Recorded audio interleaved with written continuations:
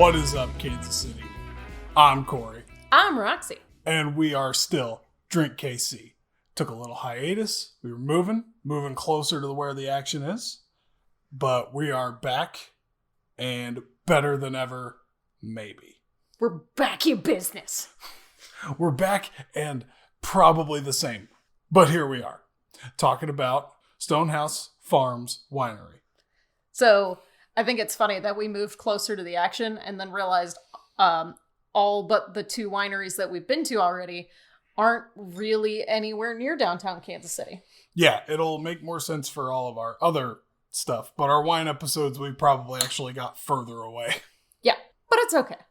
Wine is worth it. At least I think so. Wine's worth the drive? Mm-hmm. Well, luckily it won't be too bad of a drive unless you're way out on the Kansas side for this one. Yes. So today we are talking about Stonehaus Farms Winery, which is on the wine trail, along with one we've already talked about. Yes, so the KC Wine Trail is 9 wineries, ranges from Kansas City out to Waverly, Missouri, which is about 70 miles east of Kansas City. It's kind of east out along 24 and then loops back on 40 and kind of jogs down to Lee Summit to hit Stonehaus Farms Winery, which is where we're talking about today. Yep. So with this weekend's weather being so nice, we decided to take a little jog out there and get some wine and enjoy the day. And it was a lovely day to enjoy their locations. They have 15 acres and just a lot of outdoor seating. They have a little pond. It's really serene and it's nice. And before we go into anything about the actual place, the funny thing that happened before we even got there was when we were driving up, we were like, all right, it says it's one of the next few turns. On Google Maps. And as you're driving up to it, it's just kind of a rural-esque neighborhood. And there's all these vines and stuff, so it's tough to tell what building's what. And we almost turned into someone's driveway, and they literally had a stop sign in their driveway that said, "This is not the winery." How many times have you had people knocking on your door asking for wine before you put a sign on your driveway that says, no. Keep driving, buddy. Yeah, I have to imagine that was a common occurrence. But anyway, let's actually talk about Stonehaus now. Yeah. So Stonehaus is named after this stone wall that's within the building. It's like this really beautiful stone wall, so they named it Stonehaus. And it was founded in 1996 by Ken and Carol Urett.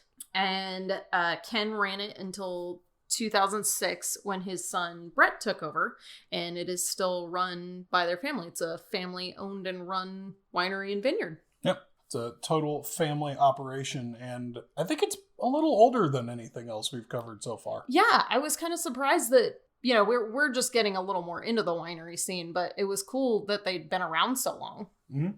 So we're going to get right into it, because the best thing about this winery is, who guessed it, their wine. So we got to try a couple while we were there. It was really awesome because if you decide to go hang out on their patio, you can buy a bottle of wine and they'll open it for you and chill it. And you can just take it out and drink the bottle of wine, which was really fun because it was in like a sand bucket, like a kid's sand bucket that had the little like shovel attached. So we went in. We have kind of a little bit different taste in wine. So we wanted to get a little bit of the gambit. So we got... we tried a dry red, a dry white, a semi-sweet white, and a fruit wine. They're not doing any, official tasting. It's just kind of what off the menu sounds good to you. Try a couple of things, see what you like. Yeah. And we ended up buying a bottle of each of the dries and a glass of the sweet one. So they hit it right on the head. We were big fans. Big fans. So the one we got a glass of is the Apple Cranberry. And it is one of the first ones they made. Was it the first one? I think she said it had been around as long as the winery. So kind of implies that it is at least one of the first ones. And it's super fruity. It's got a little bit of tartness from the cranberry. And it's not cloyingly sweet. It's got a little bit of a refreshing bite to it from the apples. And they said it also works really good as a mulled wine, like a spiced wine. Which I really want to try when the weather gets cold again. We're going to go back and get a bottle of that. Yeah, and honestly, I think it would work really good in cooking as well. Mm-hmm. I make a cranberry sauce at Thanksgiving every year, and I'm totally going to go and get that and try that in it. And the thing I loved about it is I love fruit wines. I love, fruit wines are one of those things that are great to usually have just a glass of because they're really refreshing, but they're usually really sweet. Or in the case of cranberry wines, I've had a cranberry wine that was super tart, like ocean spray tart, and it was really good, but it's like, okay, I can have a glass of this. I could have drank a bottle of that apple cranberry. I just ran out of money from buying the other 2 bottles already. Yeah, it was super good and super refreshing and the perfect pairing for that day, which was kind of warm, but honestly, I could see it on a cold day too. It was great. They suggest to pair it with creme brulee and vanilla ice cream. The next one we tried was a semi-sweet white called Vignoles. So the Vignoles is really interesting. The grape used to make Vignoles is a French-American hybrid. It is a cross between, and I'm totally going to butcher the pronunciation for this, but it's Ciboule 8665 and Pinot de Corton. It's the most famous grape hybrid from the 19th century French hybridizer J.F. Rabbit, which I think is amazing that that's an entire job, like an entire profession, is just hybridizing grapes. Well, after what we kind of talked about last time with lifted spirits, it makes sense. You'd want someone in charge of making sure your grapes are pretty hardy, which is something we'll get into a little bit more later. Exactly. So the grape is actually called Rabbit 51, but the wine is called Vignoles. And apparently it's planted in Missouri, Pennsylvania, and the Finger Lakes region of New York, normally. So it's good semi-sweet, medium body. It's sweet, but it doesn't taste artificially sweet. Yes. And it's a refreshing sweet, which was kind of a theme of the day, which was really nice for that day because it was pretty warm. So we get this semi-sweet white that's not going to destroy your mouth with sweetness. And it was more of a fruit, had some lemon and papaya, a little tart. That was the one that we got in the sand bucket. Yeah, that was our sand bucket, and it was very good. And we drank that on location. And very fast. I was trying to drink it slow. I was trying to just enjoy the day, but it was hard because it tasted so good. So, conveniently, it is listed as a patio wine and pairs well with Asian poultry or seafood. And now, on to the last wine we're going to talk about is their Cynthiana. That was the dry red that we tried, and it is what we currently have live to taste during this, even though we've tasted it before, but it's okay. We won't tell if you won't. It is so good. It was actually the first one we tried, and immediately I was like, we're getting a bottle of this. It was like the first tasting. I was like, yep, that's happening. Yeah. I'm not a huge wine person in general, and I'm even less a dry red person. And I was like, this is really good. I could drink this all day. Yeah, you know it's good. You know it's a good dry red when Corey's all about it. Exactly. So this is their premier dry red. It is barrel-aged in French oak casks, which give it its classic inky purple color and rich body. I almost overfilled my glass from like how pretty this wine is to pour. It's the prettiest color. It's like this purpley red. Like I want to dress in this color. And they say that it pairs well with red meats, pork, and lamb. We keep drinking it before we can actually get anything to pair with these things. So we keep talking like amongst ourselves about doing like a pairing episode, and then we go, oh, we drank it all before we made dinner. Whoops. So I am fascinated by the history of this grape behind this wine. Cynthiana, also known as Norton, is the official state grape of Missouri. It's native to the Midwest. It was growing here way before the Age of Discovery, which is when Europeans came and discovered the New World. So like the 15th to the 18th century is when the Age of Discovery happened. So it was growing here. So because it's native to the Midwest, it's a very hardy, disease-resistant grape, because obviously the Midwest, as we've talked about in previous episodes, this is a really tough region for grape growing because we have, these frosts and crazy freaking weather. As anybody that's ever been in the Midwest I was going to say the spring, but it's really any season. We could have a blizzard and then a heat wave in like 3 days, and it wouldn't be weird. So I alluded earlier to a little callback. So if you listen to our last episode, we talked about how the phylloxera in France really decimated their wine production. And that's kind of where absinthe came from and rose into being. And the French wine industry kind of took a hit. It took a hit, and then it hit back by making absinthe sort of faux pas, or whatever you want to say, however you want to say it. Tune into our last episode for the full story on that. Well, what we discovered, what brought French wine back?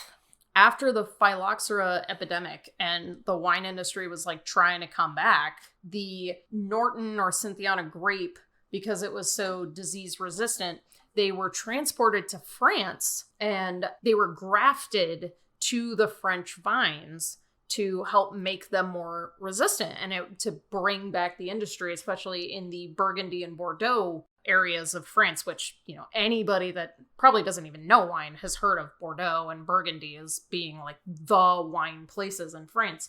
So today, many French wines are still made from vines that were grafted from Cynthiana's tough roots. And apparently it was such a huge thing for France that they actually put up several public statues to commemorate how Missouri, Midwest American wine, saved France. I just think it's so cool because, you think of France as being like the mecca of wine, and the state grape of Missouri is like a big reason that it was able to bounce back and even exist. Yeah. That's really cool. It is really cool.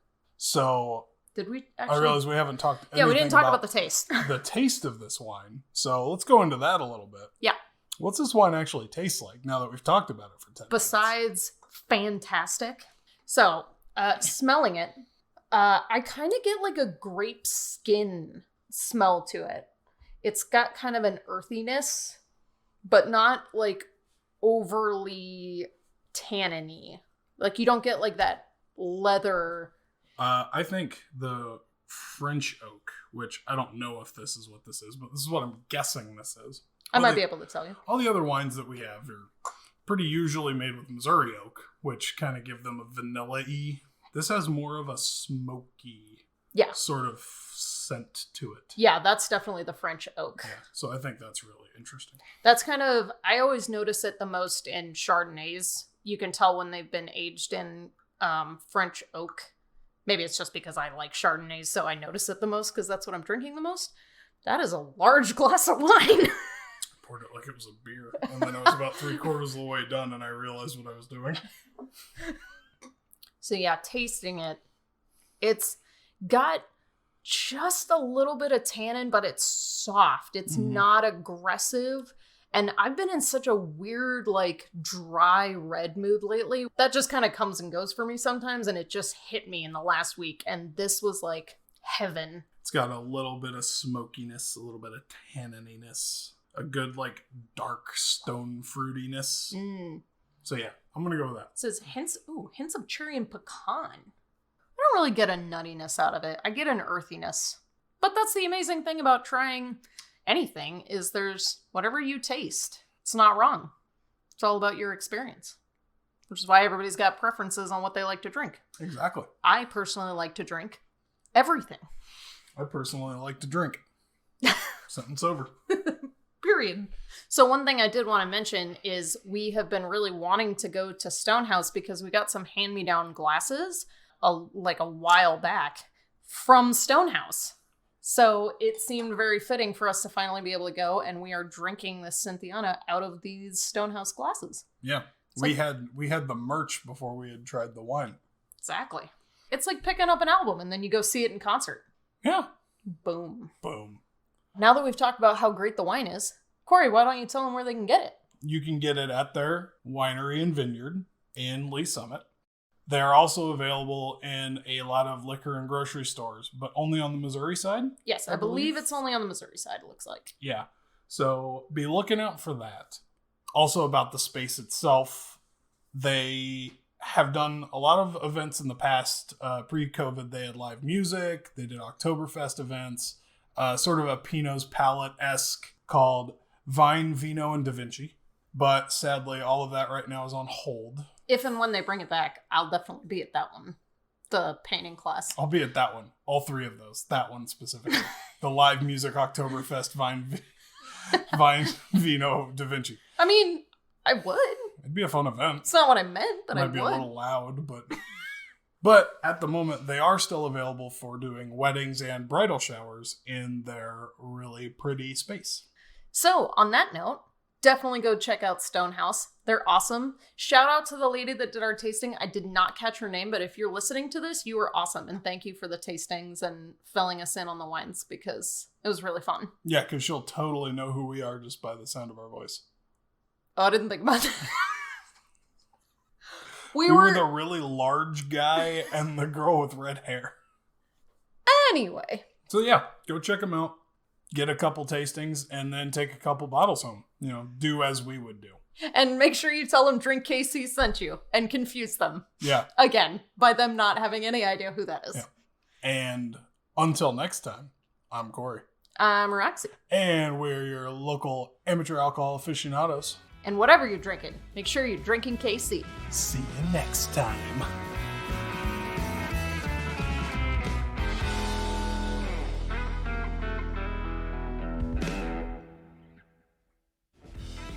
Hey Kansas City drinkers! Want to see pictures of all the coolest drinkeries in town or get previews of upcoming episodes? Then make sure to follow us on Twitter and Instagram. And if you need or just prefer captions, check out our subtitled episodes available on YouTube. It's always more fun to drink KC when we all do it together. Cheers!